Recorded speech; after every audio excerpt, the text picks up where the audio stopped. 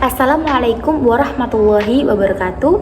Perkenalkan, nama saya Heaven Frederica dengan nomor NIM 12210193089, jurusan Pendidikan Bahasa, Program Studi Tadris Bahasa Indonesia, Fakultas Tarbiyah dan Ilmu Keguruan, Universitas Islam Negeri Sayyid Ali Rahmatullah Tulungagung. Oke teman-teman, langsung saja kita memasuki KD pengetahuan 3.6, yaitu menelaah struktur dan aspek kebahasaan cerita pendek yang dibaca atau didengar.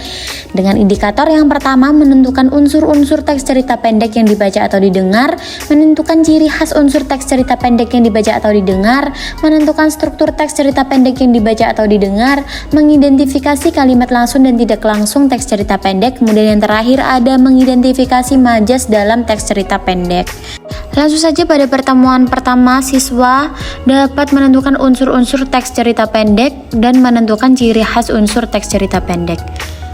Kemudian pada pertemuan kedua, siswa dapat menentukan struktur teks cerita pendek. Oke, pada pertemuan ketiga, siswa dapat membedakan penulisan kalimat langsung dan tidak langsung dan mengidentifikasi majas dalam teks cerita pendek. Oke, setelah selesai memasuki KD pengetahuan, maka sekarang kita akan membahas mengenai KD keterampilan 4.6, yaitu mengungkapkan pengalaman dan gagasan dalam bentuk cerita pendek dengan memperhatikan struktur dan kebahasaan. Indikatornya adalah yang pertama, menentukan ide cerita yang akan ditulis dalam teks cerita pendek, membuat peta cerita berdasarkan ide cerita yang telah ditentukan, membuat tahap alur cerita dari peta cerita yang telah dibuat, menulis tiap-tiap struktur teks cerpen yang akan dibuat, kemudian yang terakhir ada menyusun cerita pendek dengan bahasa yang ekspresif minimal 2 lembar. Oke, pada pertemuan pertama, siswa dapat menentukan nama tokoh, latar, dan jenis alur cerita yang ditulis, kemudian siswa dapat menyusun peta cerita. Pada pertemuan kedua, siswa dapat menyusun teks cerita pendek serta merevisi teks cerita pendek dengan masukan dari guru atau teman. Pada pertemuan ketiga, siswa dapat menyusun teks cerita pendek dengan bahasa yang ekspresif dan alur cerita yang runtut dan melakukan publikasi terhadap teks cerita pendek yang telah dibuat.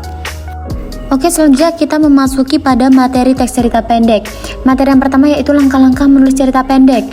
Yang pertama, menentukan tema, menentukan jenis cerpen, menentukan alur cerita, penokohan, menentukan tempat dan waktu, menulis garis besar cerita, memperhatikan unsur intrinsik serta unsur ekstrinsik, dan menulis judul. Yang kedua ada tahapan alur cerita pendek. Yang pertama ada pengenalan cerita, pemunculan konflik, dan komplikasi.